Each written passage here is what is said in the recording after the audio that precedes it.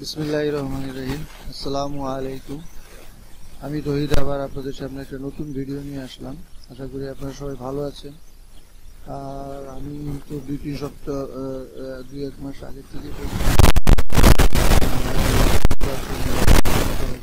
পর্যন্ত অথবা এই করোনা ভাইরাসের কারণে নানান ধরনের সমস্যা কিন্তু দেখা যায়, এবং ঠিক তাই হয়েছে। এবং আমি আমার স্টুডেন্টদের বা অনেককেই বলছি আমার ভিডিওর মাধ্যমে যে আপনারা এখন ট্রেড থেকে বিরত থাকেন, অথবা কম ট্রেড করেন, অথবা লট সাইজকে ছোট রাখেন। এই বিষয়গুলো আসলে খুবই ইম্পর্টেন্ট।